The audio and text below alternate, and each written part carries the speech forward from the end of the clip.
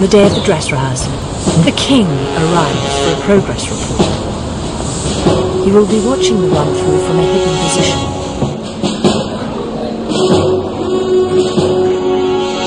In the throne room, the tension is palpable.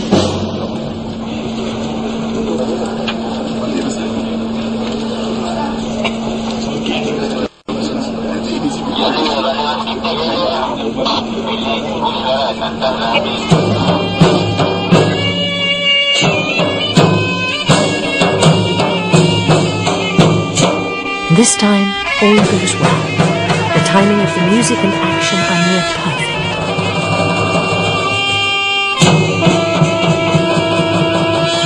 Behind the scenes, the players are being closely watched, and not just by the cameras.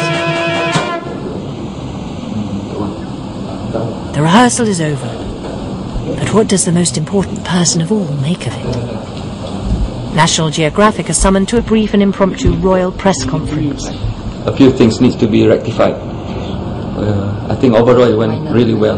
Yes, it's only a minor things.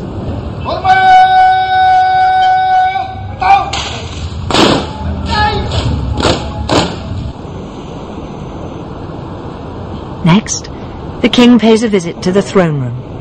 It appears that he has a number of suggestions to make. I asked them to make some only minor changes. The curtains behind the throne. I look at the curtain. It's not properly been drawn, and then there's a camera jutting camera lens jutting out from the from the curtain. So I thought it was quite obvious. You know, seeing from upstairs, like I'm seeing from the audience point of view, you know, on TV. So I thought, you know, they should do something about it.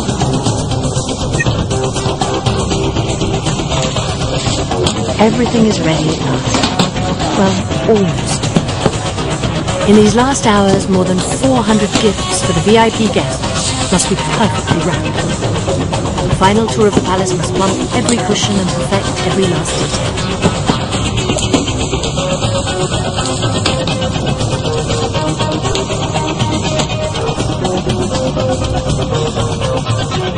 The waiting is almost over.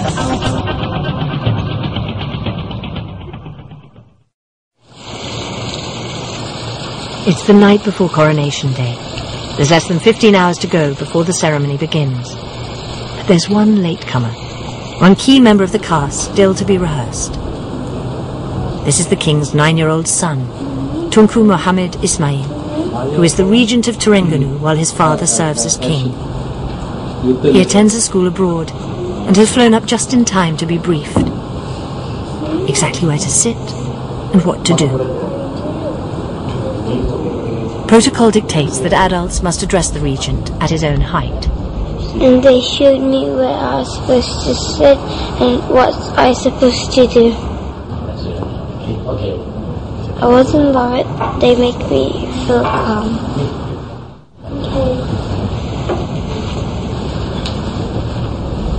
For tonight, what he needs is a good night's sleep. So it's time to leave with his older sister for his home and bed. The meeting proves worthwhile. It's revealed a last-minute problem.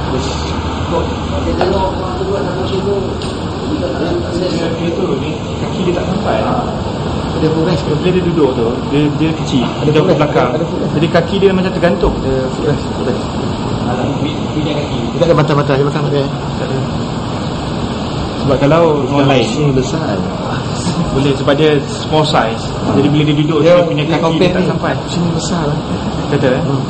Tak apa, topik kejap pun. Berapa lama? Dia lama boleh. Lama eh? Lama. Tapi takut nanti bila tuanku pemangku berangkat tiba, dia ikut tangga ni tadi tu. Tak beritahu. Tak beritahu dah kan?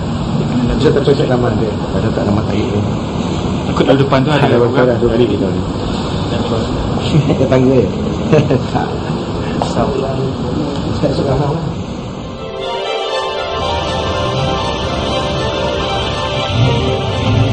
It's Coronation Day. At the Istana Negara, the national palace, a metal armada of cars begins to pour through the gates. Hundreds of VIP guests are expected to arrive from all over Asia. parking the 200 top-of-the-range limousines is a valet's dream.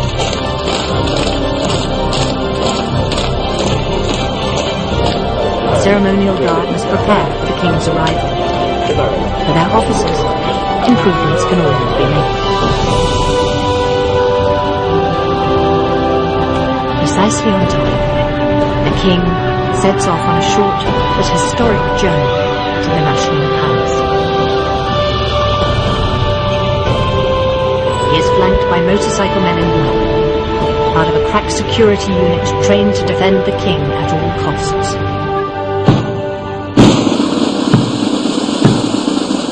At the palace, his first duty is to inspect the ceremonial guard.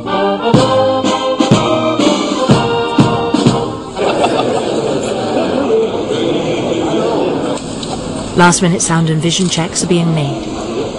The coronation will be transmitted live on Malaysian television. Millions of viewers will be watching.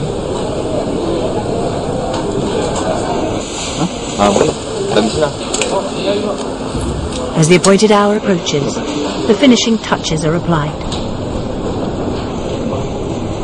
The Grand Chamberlain makes one more last-minute check.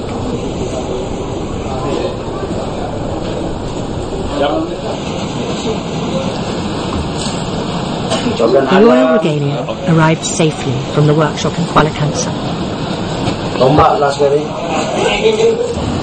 Now they are handed to the warriors, who will protect the king as he enters the throne room. Inside the throne room, VIP guests are gathering. Heads of state, foreign diplomats, prominent business people, and even a superstar. Then, the sultans are announced. One by one, the rulers of the Malay states take up their places. Among them, the young regent of Terengganu, holding his own among some very grand people. For the prince, it's a very special day of school. He will remember his feelings at this moment for a lifetime. Proud, happy, and excited. And finally, the last act of the drama begins. As I recall, walking down the aisles towards the throne, I felt a lot of responsibility. It's a heavy burden I have to carry. It's a big responsibility, and I have to do it well. And that's how I felt at that time. And even now, I'm still feeling it.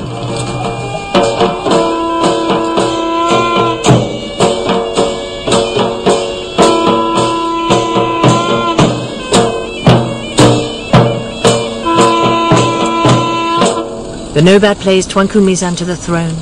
After that, the Grand Chamberlain recites from memory his ceremonial greeting. It's the turn of the Grand Chamberlain to present the king with the ceremonial dagger, the Kris Panjang Di Raja, the most important piece of regalia, which symbolizes the power and authority of the king. Normally, this is practice for the Agong to pull out the kris and kiss the kris.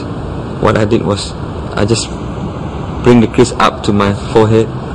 It's my way of accepting the kris.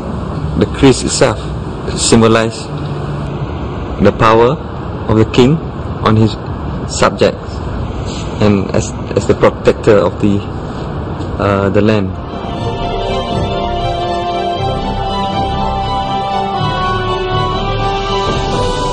Finally, Tuanku Mizan pledges an oath to the nation. Mereka akan menjalankan seadil-adilnya pemerintahan bagi Malaysia mengikut undang-undang dan perlembagaan negara, serta memelihara dengan sempurna setiap masa agama Islam dan berdiri teguh di atas pemerintahan yang adil dan aman dalam negara. Daulat Tuanku. Daulat Tuanku. Daulat Tuanku. Daulat Tuanku. Daulat Tuanku. Daulat Tuanku. Praises to them. I think they've done really well. I'm very proud of them. I have full confidence in himself, in Tuanku, to carry out his duty as Yang di-Pertuan Agong, the King of Malaysia. InsyaAllah.